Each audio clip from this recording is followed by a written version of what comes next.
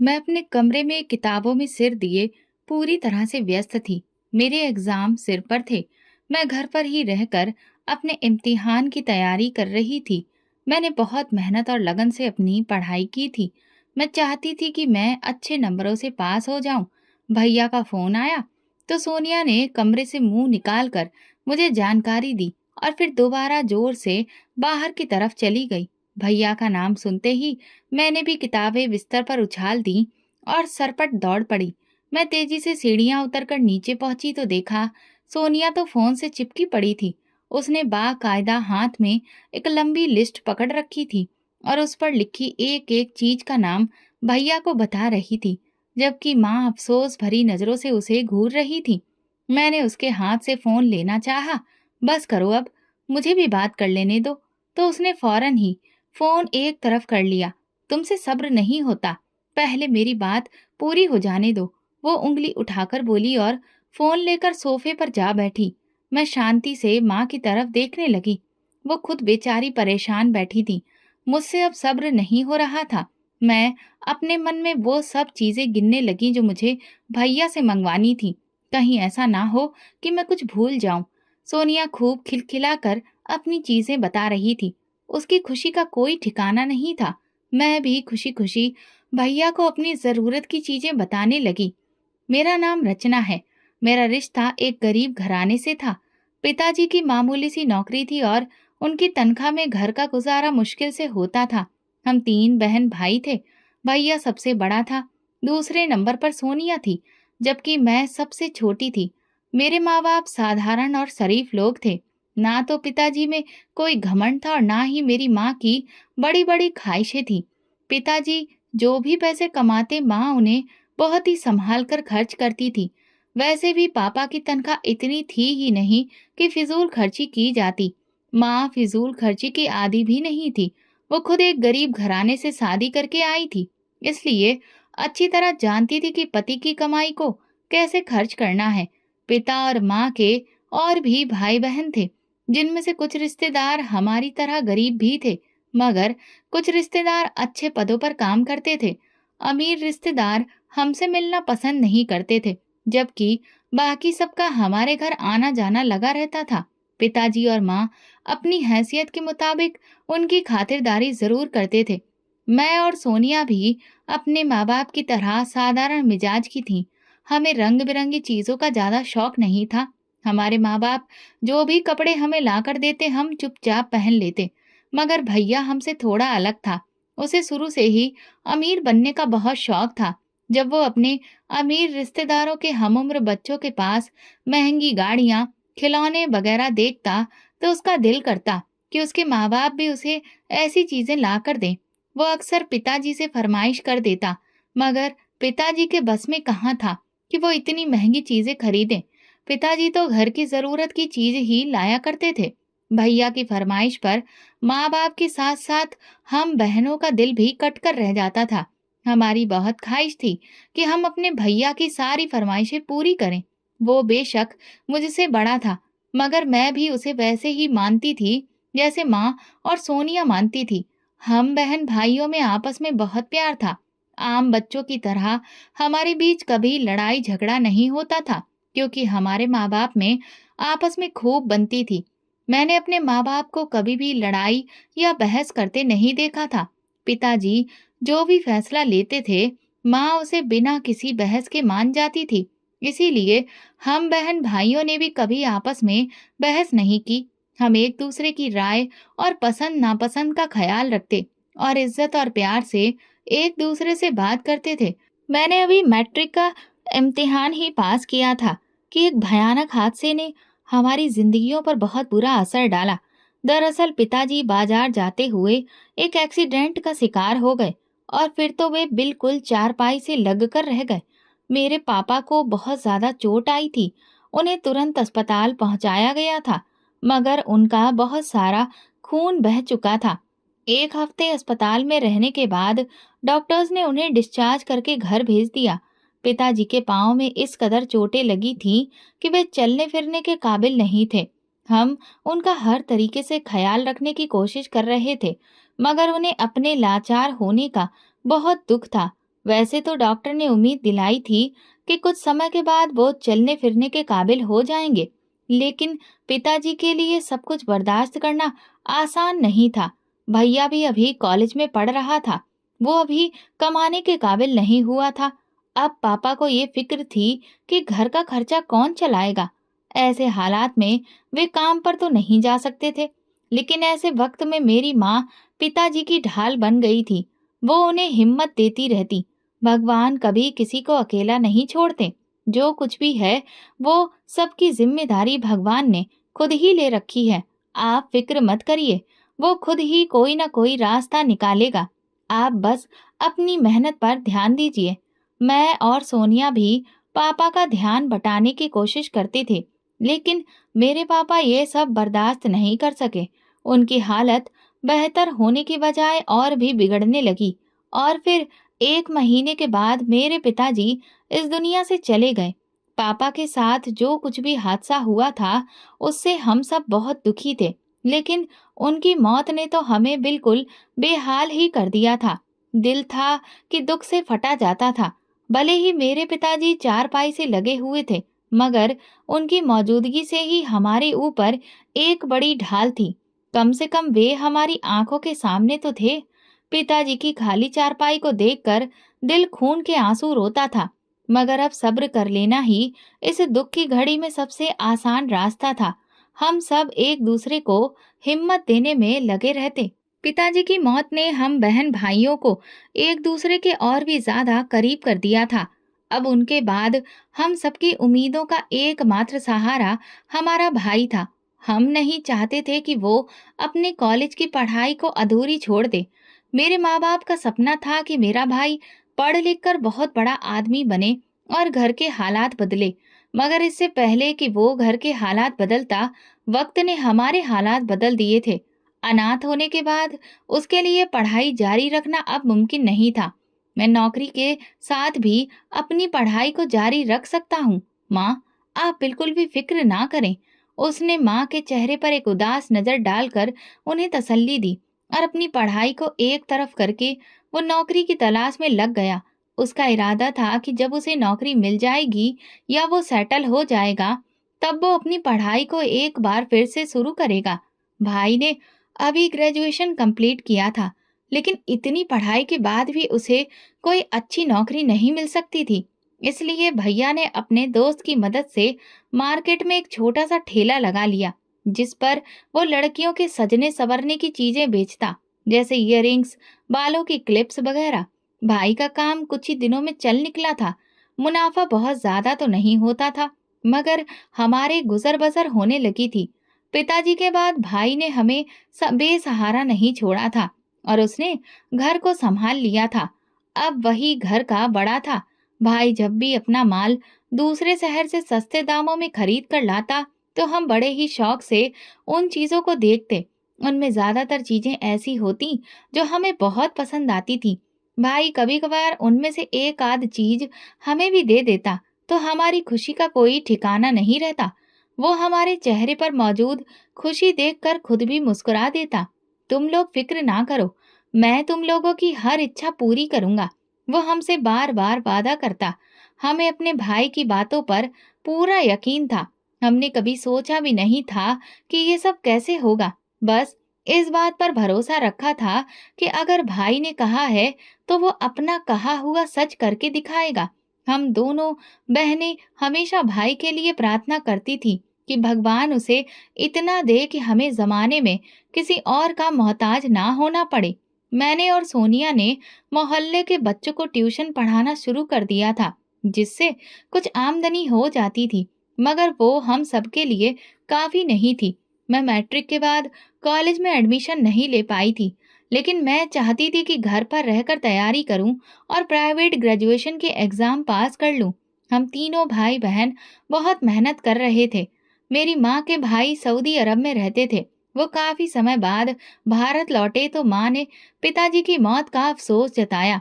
हमारे घर के हालात देखकर उन्हें बहुत दुख हुआ, मगर वो इस बात से खुश और हैरान थे कि भाई ने अपनी पढ़ाई अधूरी छोड़कर पिताजी के बाद घर की जिम्मेदारी संभाल ली थी।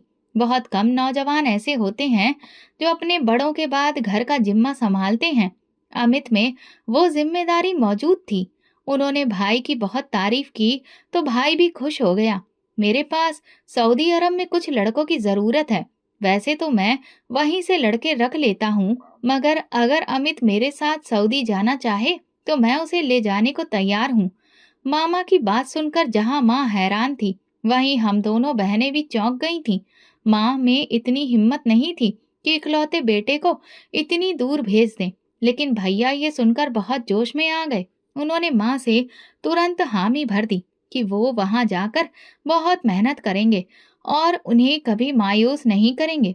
माँ को भाई के जाने पर ऐतराज था। मामा तसल्ली देकर चले गए कि वो जल्द ही उसे वहां बुलाने का इंतजाम करेंगे, लेकिन माँ नहीं चाहती थी कि भाई देश से बाहर जाए। वो हमारा इकलौता सहारा था। माँ का कहना था कि बाहर जाकर औलाद अपने माँ बाप और घर वालों को भूल जाती है, लेकिन हम जानते थे कि भैया ऐसा नहीं है। भाई और हमने मिलकर माँ को मना लिया, क्योंकि जिंदगी में आगे बढ़ने के लिए कुछ खोना तो पड़ता है। अगर भाई खुद वहां जाना चाहता था और मेहनत करना चाहता था तो हमें उसकी राह में रुकावट नहीं बननी चाहिए। ये बात मैंने माँ को समझाई तो उन्हें भी जल्दी समझ आ गई। वो एक माँ थी, उनका दिल परेशान होना लाजमी था, मगर वो बेटे की तरक्की के रास्ते में रुकावट नहीं बनना चाहती थी। वो भी चाहती थी कि हमारे घर के हालात बदलें और वो अपने बच्चों को जिंदगी की हर सुविधा का लाभ उठाते हुए देखें। अगर भाई की बदौलत ये मुमकिन हो रहा था तो उन्हें कोई ऐतराज नहीं होना चाहिए था। ये बात माँ को समझाई गई तो उन्होंने भैया को सऊदी अरब जाने की इजाजत दे दी। मामा ने वापस जाकर कुछ ही महीने में भैया को सऊदी बुलाने का इंतजाम कर लिया और भैया हम सबको छोड़कर वहां से चले गए। भैया ने वादा किया था कि वो अपनी पहली तनख्वाह की सारी रकम हम बहनों की फरमाइशें पूरी करने में लगाएंगे। तुम लोगों को जो भी चाहिए वो सोच कर रख लो। जैसे ही मुझे सैलरी मिलेगी मैं तुम लोगों के लिए यहाँ से ढेर सारी चीजें भेजूंगा। मैं और सोनिया तो ये सुनकर खुशी से उछलने लगी थी। माँ ने हमें बहुत समझाया कि अगर भाई की कमाई शुरू हो रही है तो फिजूल खर्ची में उड़ाने की बजाय अपनी शादी के लिए पैसे जमा करके रखो। मगर हमारी भी कुछ इच्छाएं थीं जो हमेशा से हमने दबा रखी थी, इसलिए हमने वो सब चीजें खरीदनी चाही। मैं और सोनिया ने अपनी लंबी लंबी लिस्ट बनाकर रख ली थी। भैया का फोन आया तो हमने खुशी खुशी उन्हें सारी चीजें बता दी। वादे के मुताबिक कुछ ही समय में हमें हमारे मतलब की चीजें भेज दी गईं। मैं और सोनिया वो चीजें देखकर बहुत खुश थीं और उनका इस्तेमाल करने के लिए तड़प रही थीं।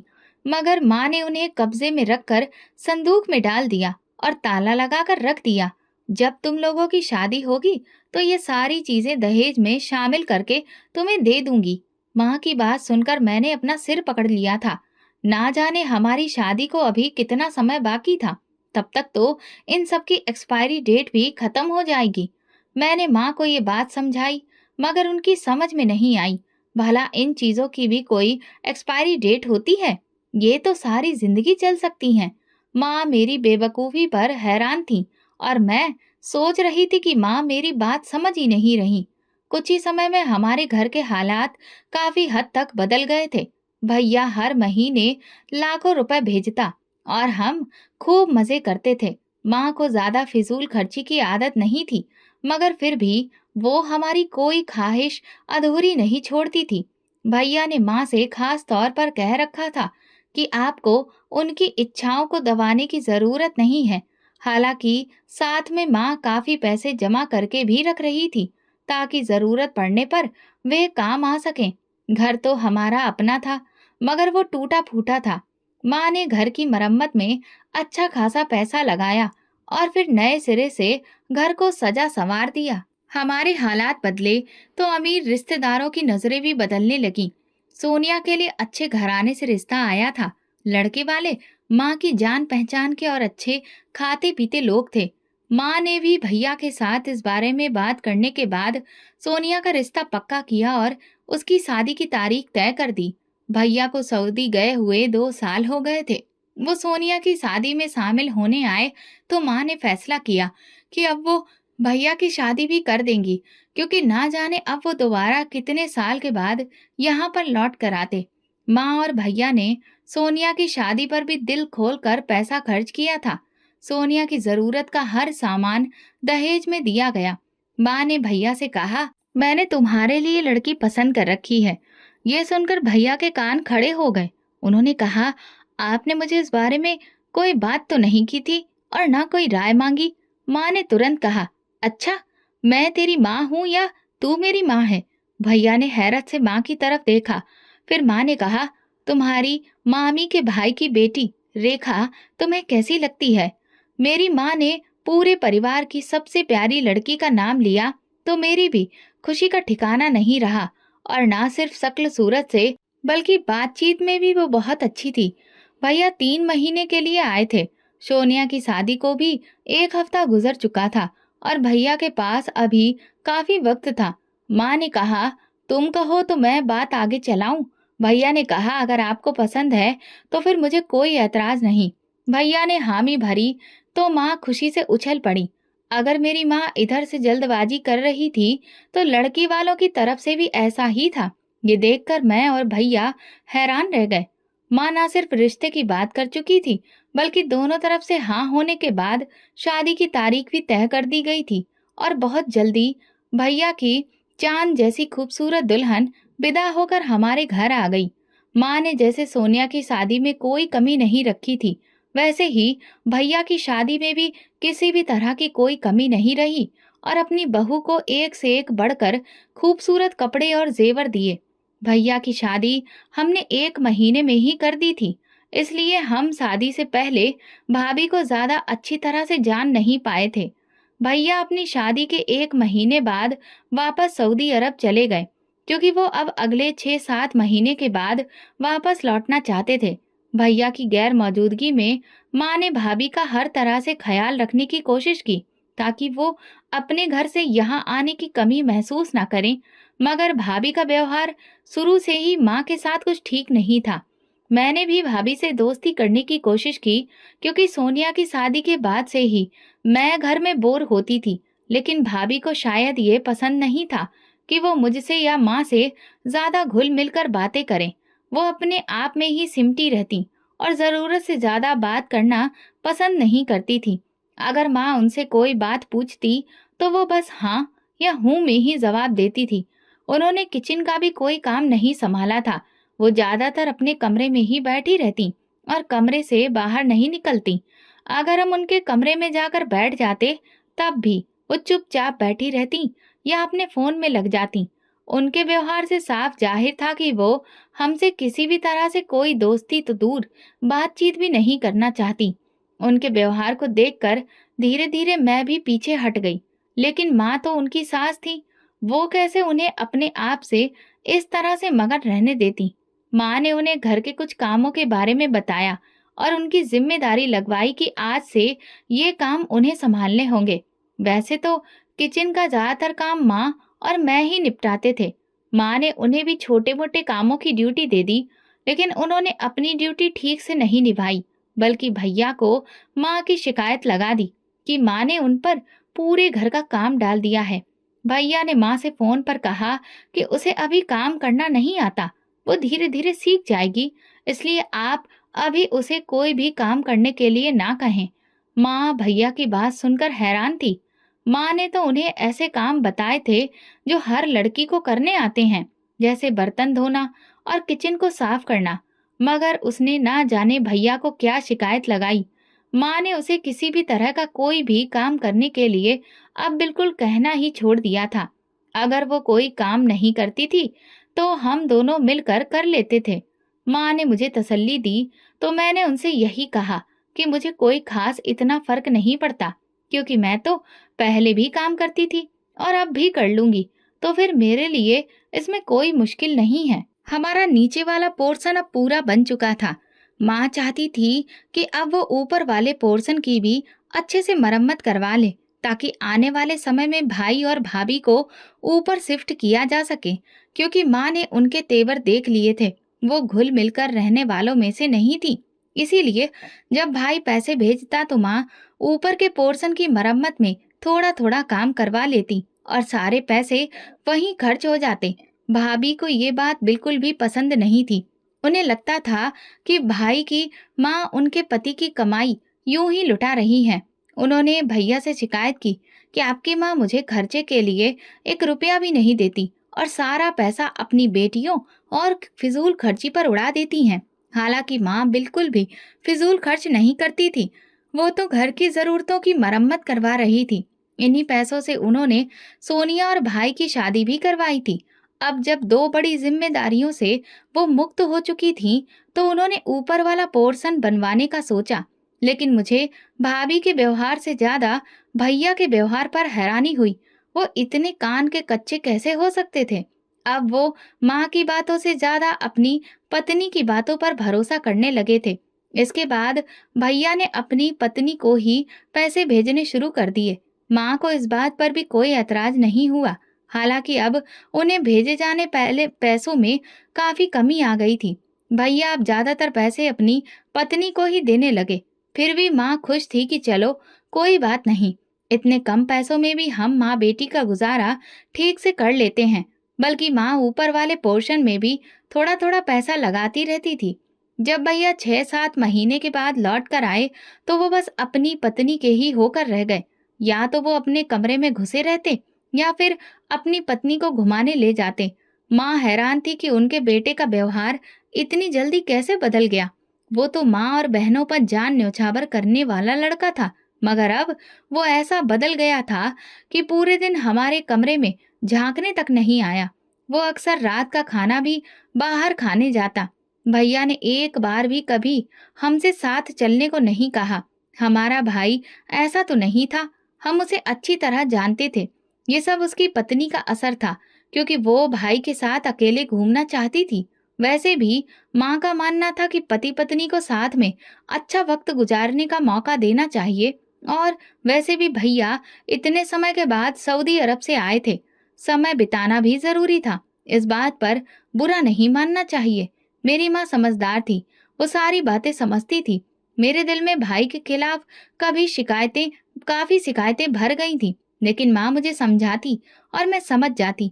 मेरा व्यवहार भैया और भाभी के साथ बिल्कुल ठीक रहता।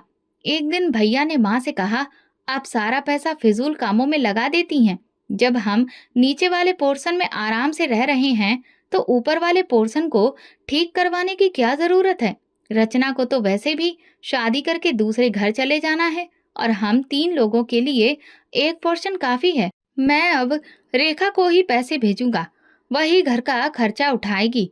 आज मेरी नौकरी है, अगर नौकरी कल को चली जाए तो हमारे पास इतना पैसा होना चाहिए कि मैं वापस आकर कोई छोटा मोटा कारोबार शुरू कर सकूं। भाई की बात सुनकर माँ के साथ साथ मैं भी हैरान थी। भाई अच्छी तरह जानते थे कि माँ फिजूल खर्च नहीं करती। अगर ऊपर वाले पोर्शन में वो पैसे लगा रही थी, तो उसका मकसद था कि जब तक हम उसे खुद इस्तेमाल ना करें, उसे किराए पर चढ़ाकर कुछ अतिरिक्त कमाई हो सके। मगर भाई कोई भी बात सुनने को तैयार ही नहीं थे। वो माँ को बातें सुनाकर चलते बने। उनकी आंखों में आंसू आ गए। भैया 3 महीने भारत में रहने के बाद वापस चले गए, लेकिन इस बार उनके जाने के बाद बहुत बदलाव आया। अब उनका व्यवहार भी हमारे प्रति बदल चुका था। वैसे भी उनकी पत्नी अब हमारे सिर पर चढ़कर नाचने लगी थी। भैया अब माँ के बजाय भाभी को पैसे भेजते और वो माँ को एक एक पैसे का हिसाब करके देती। घर का खर्चा भी खुद ही चलाती थी। वो अपनी बहनों को लेकर बाजार जाती और महीने का थोड़ा बहुत सामान ले आती और माँ को साफ बता देती कि इतने सामान में ही गुजारा करना है, क्योंकि बाकी के पैसे मैंने जमा कर दिए हैं ताकि भविष्य में काम आ सके। लेकिन वो पैसे जमा नहीं करती थी, बल्कि अपने घर वालों पर खर्च करती थी। मैंने कई बार देखा कि वो और उनकी बहनें बाजार से थैले भरकर सामान लाती थी और अपने कमरे में ले जाकर छुपा देती थी। उन थैलों में कई तरह के कपड़े, सैंडल और मेकअप का सामान होता था। भाभी की बहन की शादी थी और उस पर उन्होंने दिल खोल कर खर्च किया। दहेज का बहुत सा सामान भी उन्होंने खुद ही खरीद कर दिया। हमें ये बात नहीं बताई गई, लेकिन किसी न किसी तरह हमें ये सब पता चल गया। वो भैया की कमाई जैसे मर्जी चाहे खर्च कर सकती थी। वो उनकी पत्नी थी और उनका उस कमाई पर अधिकार था।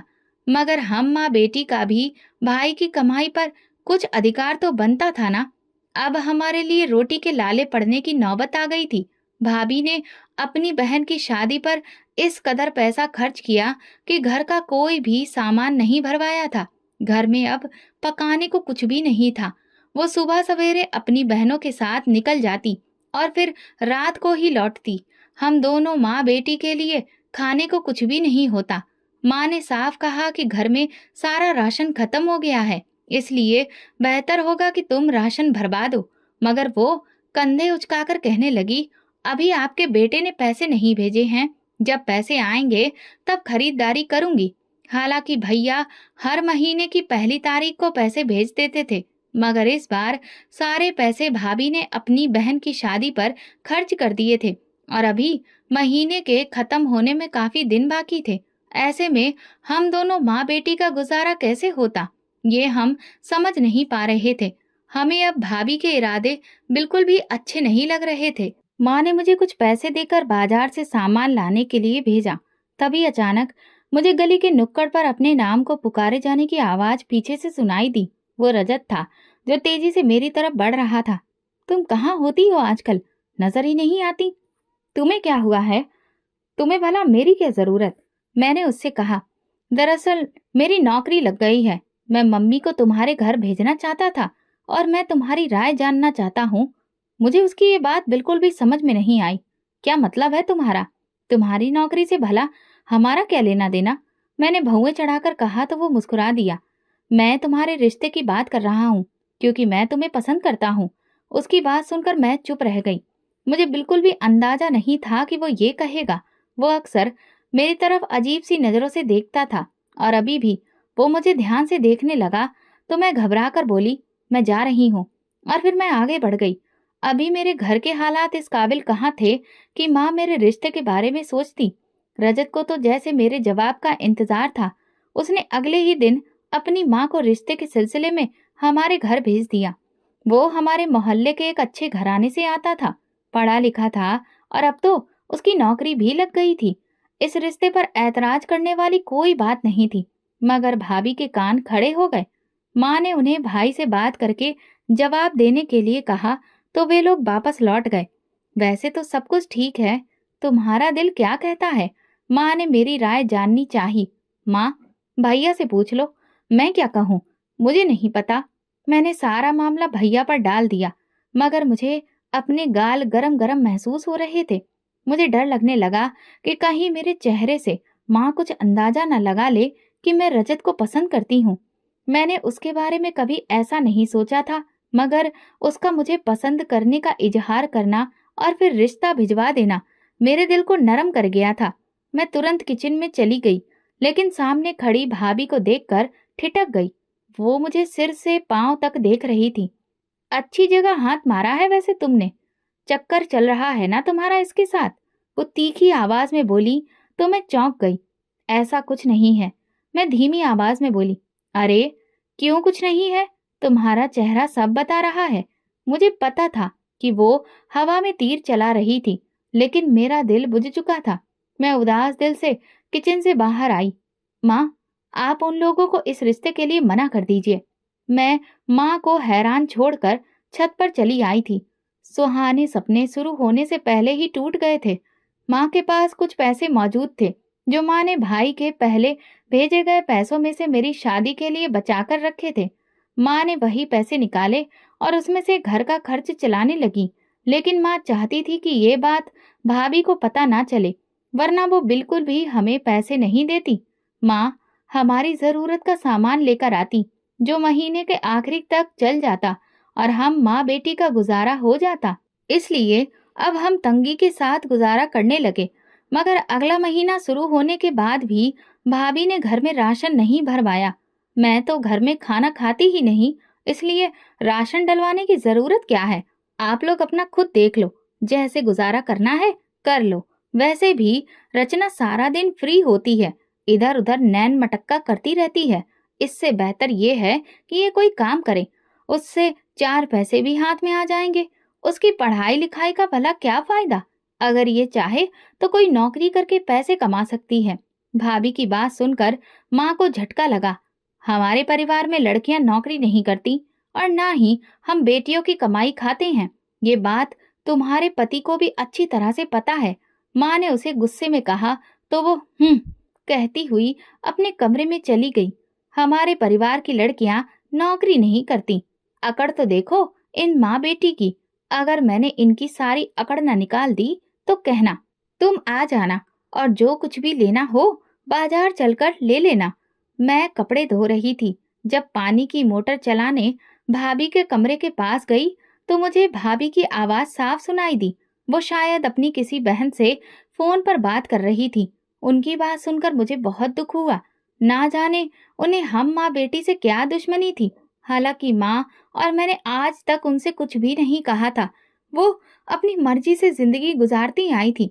सारा पैसा भी उनके हाथ में था और ना ही उन्हें घर का कोई काम करना पड़ता था। फिर भी उन्हें हम लोग बिल्कुल भी बर्दाश्त नहीं थे। मैंने माँ को ये बात नहीं बताई क्योंकि उन्हें भी ये सब सुनकर दुख पहुंचेगा। घर में राशन बिल्कुल खत्म हो गया था और अब माँ के पास इतने पैसे नहीं थे कि कोई और सामान खरीद सके। भाभी अपना लाया हुआ सामान तो अपने कमरे में रखती या फिर किचन की अलमारी में रखकर ताला लगा देती। माँ कई बार कह चुकी थी कि घर में राशन भरवा दो, लेकिन उनके कानों पर जूं तक नहीं रेंग रही थी। वो बहुत ही ढीठ किस्म की इंसान थी जिन्हें हमें परेशान करने में ना जाने क्या मजा आता था। तुम राशन क्यों नहीं भरवा पा रही? आखिरकार माँ का सब्र जवाब दे गया। पैसे खत्म हो गए हैं। पैसे आएंगे तो भरवा दूंगी। ऐसे कैसे मुमकिन है कि पैसे खत्म हो गए हैं? वो महीने के लाखों रुपए भिजवाता है और घर का खर्च इतना तो नहीं है कि राशन भी ना आ पाए, कि सारे पैसे ही खत्म हो जाएं। आपने भी तो इतने समय से अपने बेटे की कमाई लुटाई है या उसमें से कुछ बचाकर भी रखा है, तो उसी से मंगवा लो ना सारा सामान। उसे लगता था कि माँ के पास बहुत पैसे हैं, जबकि माँ सारा पैसा घर का सामान लाने में खर्च कर चुकी थी। तुम किस कदर घटिया सोच की इंसान हो। हम दोनों माँ बेटी भूखी रह रही हैं और तुम्हें अभी भी ये लगता है कि मेरे पास पैसे मौजूद हैं। भगवान तुम्हें कभी माफ नहीं करेगा। माँ ने उसे बद्दुआ दी तो वो आपे से बाहर हो गई। आप होती कौन है मुझे इस तरह से बद्दुआ देने वाली? अगर बद्दुआ देनी है तो अपनी बेटी को दो। तुम्हारी बेटी को भगवान कभी खुश नहीं रखेगा। वो साफ साफ बदतमीजी पर उतर आई थी। मैं माँ को चुप करवाने लगी कि एक बदतमीज के मुंह लगने का क्या फायदा था। तुम माँ बेटियां मेरे पति को लूट लूट कर खा गई हो। निकल जाओ अभी के अभी मेरे घर से। ये घर मेरे पति की कमाई से ही बना है। भाभी न जाने अपने पति की कमाई को क्या समझ रही थी। हालांकि ये घर पिताजी के पैसों का बना था। तब टूटा फूटा जरूर था, मगर उसकी मरम्मत भाई के पैसों से हुई थी। इस घर में मेरे पति का ही अधिकार है। फिर भी उसने माँ और मुझे धक्के देने शुरू कर दिए। मैं हैरान परेशान थी। ये सब इतना अचानक हुआ कि मुझे तो समझ में ही नहीं आ रहा था। मैंने माँ को बचाने की कोशिश की। निकलो मेरे घर से अभी के अभी। वो हमें घसीटती हुई दरवाजे तक ले गई, जबकि हम अपने आप को बचाने की कोशिश कर रहे थे। मोहल्ले वालों को ये सब तमाशा दिखाने का क्या फायदा था? मैं क्यों निकलूं? ये मेरे बेटे का घर है, मेरे पति का घर है। निकलना होगा तो तुम ही निकलो। मगर भाभी की ताकत हम दोनों माँ बेटी से ज्यादा थी और वो हमें धक्के मारने लगी। तो मैंने माँ का हाथ पकड़ा।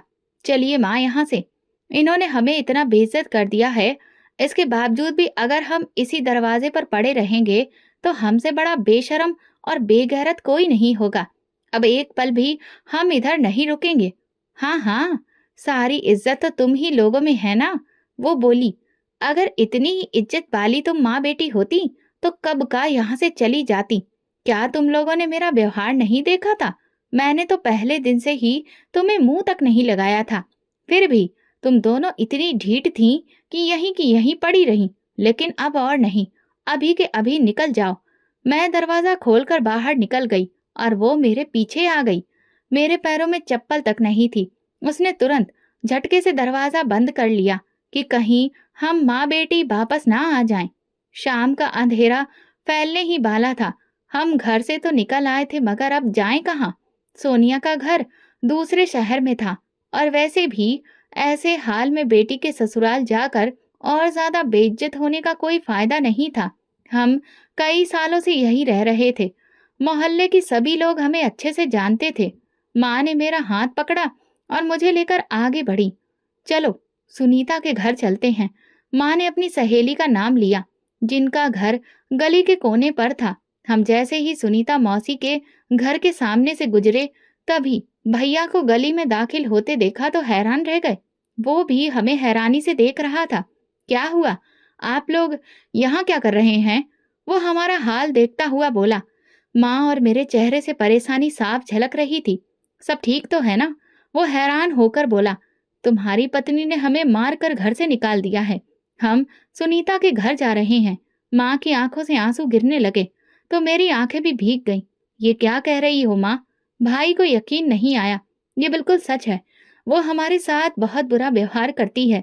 हम कई दिनों से भूखे प्यासे रह रहे हैं। माँ की हिचकियां बंध गईं। भाई ने तुरंत आगे बढ़कर माँ को गले से लगा लिया। आप लोग घर चलिए, वहीं पर बात करते हैं। भैया माँ को बाजू से पकड़कर घर की तरफ बढ़े और बोले, मैं तो सरप्राइज देने आया था। मुझे क्या पता था कि आप लोग इस कदर मुसीबत में हैं। आप पहले अंदर जाइए, मैं यहाँ एक तरफ खड़ा हूँ। भैया ने होशियारी दिखाई थी। ये बात माँ और मेरे मन में तो आई ही नहीं थी कि वो भैया के सामने तो सब साफ झूठ बोल सकती थी। मैंने दरवाजे पर दस्तक दी। कुछ देर बाद भाभी की आवाज आई। कौन? मैं रचना हूँ भाभी, दरवाजा खोलिए। दूसरी तरफ खामोशी छा गई। कुछ देर बाद भाभी की चिंघाड़ती हुई आवाज सुनाई दी। तुम फिर वापस आ गई?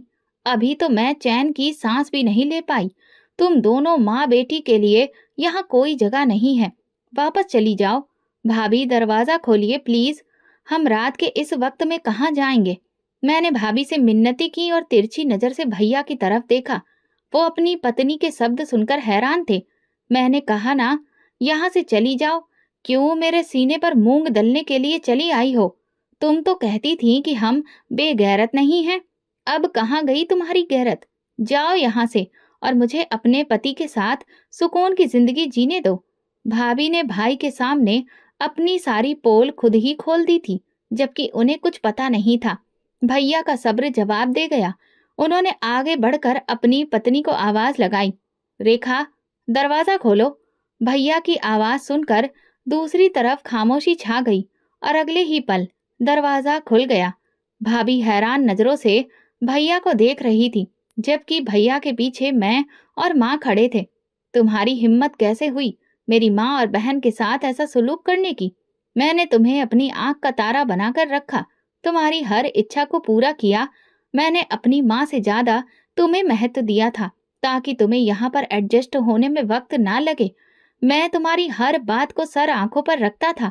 इसके बावजूद तुमने मेरी माँ और बहन के साथ ये सलूक किया कि उन्हें उन्हीं के घर से धक्के मार कर निकाल दिया।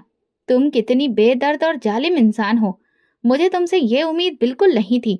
तुम्हें तो चाहिए था कि मेरी गैर मौजूदगी में मेरी माँ और बहन का ख्याल रखती और उन्हें अपना बनाकर रखती, ना कि उनके साथ तुम ऐसा जालिम वाला व्यवहार करती। भैया अंदर दाखिल होते ही भाभी पर बरस पड़े। वो परेशान खड़ी थी। ऐसा नहीं है, आप गलत समझ रहे हैं।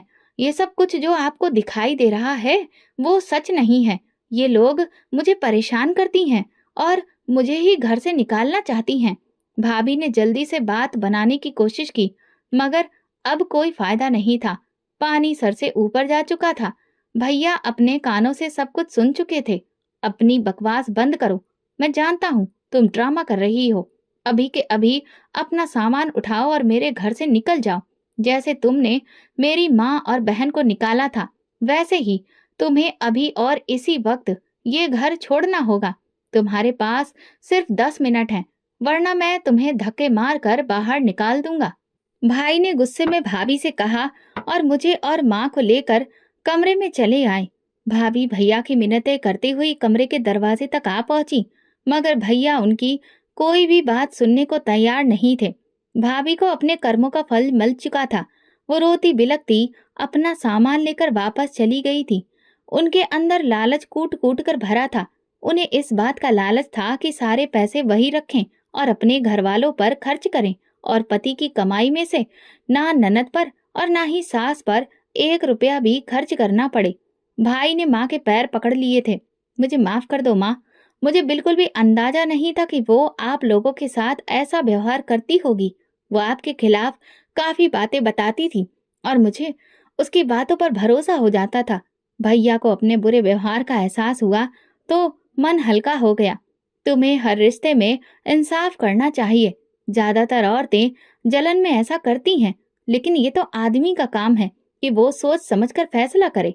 कुछ समय अपनी पत्नी को सबक सिखाने के लिए तुम भले ही उसे उसके मायके में रहने दो, मगर फिर उसे वापस ले आना। आखिर वो तुम्हारी पत्नी है, उसे माफ कर देने में ही तुम्हारी भलाई है। माँ की बात सुनकर मुझे बहुत हैरत हुई। माँ, ये आप क्या कह रही हैं? वो इस लायक नहीं है कि भाई की जिंदगी में दोबारा शामिल हो। माँ ने मुझे गुस्से से घूरा। अपनी भाभी के बारे में ऐसी बातें मत करो।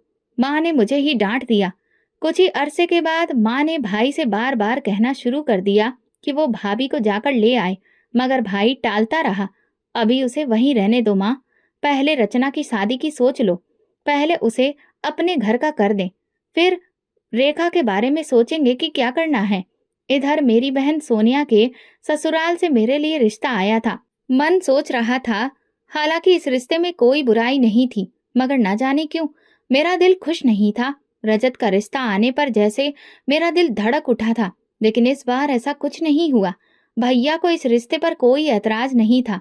माँ मेरी मर्जी जानना चाहती थी। मैंने कहा मुझे कुछ नहीं पता, आप लोग खुद देख लें, जो आपको ठीक लगे। मैंने माँ को अब भी वही कहा जो पहले कहा था, मगर इस बार माँ ने ध्यान से मेरा चेहरा देखा। इस बार रिश्ते का सुनकर तुम्हारे चेहरे पर वो रंग नहीं हुआ जो पहले उड़ रहा था। माँ मुझे ध्यान से देखकर धीरे से बोली तो मैं नजरें चुरा गई। माँ, तब बात और थी और अब वक्त और है। मैं वक्त को कसूरवार ठहरा कर खुद को इससे आजाद रख रही थी। आज शाम को रिश्ते वाले आ रहे हैं। वैसे तो मैं और तुम्हारा भाई दोनों ही तैयार हैं, इसलिए आज रिश्ता पक्का करके शादी की तारीख तय कर देंगे। माँ ने बताया तो मेरा दिल उदास हो गया। माँ, इतनी भी जल्दी क्या थी? माँ की तो शुरू से ही आदत थी, वो हथेली पर आम जमाने बैठ जाती थी। मैं बिना मन के शाम की तैयारी करने लगी थी। शाम को आए हुए मेहमानों को देखकर मैं हैरान रह गई। ये तो रजत के घर वाले थे। माँ मेरी हैरानी देखकर मेरे पास आई। रजत ने तुम्हारे भाई से बात की थी। उसने मुझसे पूछा तो मैंने उसे बताया कि रजत का तुम्हारे लिए पहले रिश्ता आया था, मगर तुमने मना कर दिया था। इतना तो मुझे पता चल गया था कि तुम इस रिश्ते पर खुश थी, मगर मना करने की वजह नहीं पता थी। तुम बताओ, क्या अब भी तुम्हें इस रिश्ते पर ऐतराज है? इस रिश्ते को मना करने का अधिकार आज भी तुम्हारे पास है। माँ ने मुझे सर उठाकर अधिकार दे दिया था, मगर मैं भला क्यों इनकार करती, जबकि मेरा दिल उछल उछल कर रजत के साथ जीवन साथी बनने का सपना देख रहा था। आज मेरी मेहंदी की रस्म थी। मैं हल्का सा मेकअप करके शर्मा कर बैठी थी। तभी मुझे सामने से भाभी आती दिखाई दी। मैं हैरानी से उन्हें देखने लगी।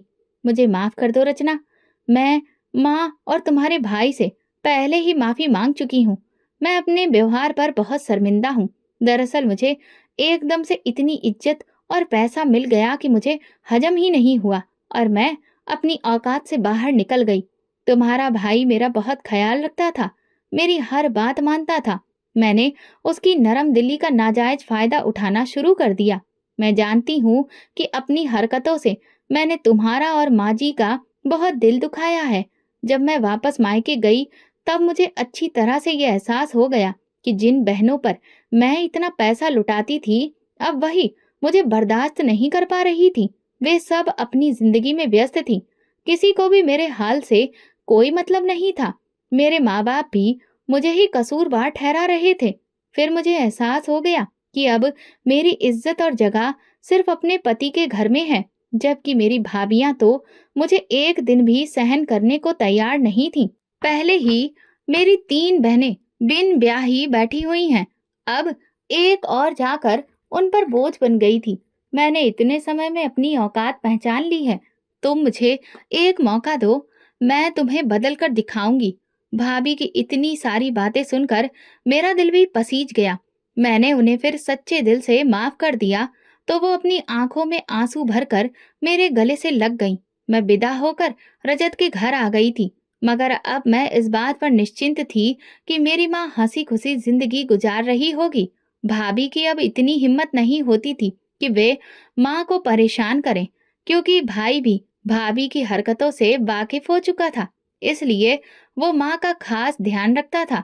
भाई कुछ समय के बाद वापस सऊदी अरब लौट गया। मैं सोनिया की तरह माँ से कटी कटी नहीं रहती थी, बल्कि अक्सर माँ का हाल चाल लेने घर पहुंच जाती थी। मैं ये देखकर खुश थी कि वो अपनी बहू के साथ अब एक अच्छी जिंदगी बिता रही थी। भाभी माँ का ख्याल रखती थी, क्योंकि अब वो इस बात को अच्छी तरह से समझ चुकी थी कि नाजुक वक्त पर जब भैया जज्बातों से भरे हुए थे, अगर माँ चाहती तो भैया और भाभी का तलाक भी करवा सकती थी। मगर उन्होंने भाभी को माफ करके उन्हें अपनी गलती को सुधारने का एक मौका दिया था। इसलिए अब भाभी माँ की बहुत एहसानमंद थी और दिल से उनकी सेवा करती थी। तो दोस्तों, अगर आपको हमारी कहानी पसंद आई हो तो कमेंट करके जरूर बताइए। वीडियो को लाइक करें और ज्यादा से ज्यादा शेयर करें।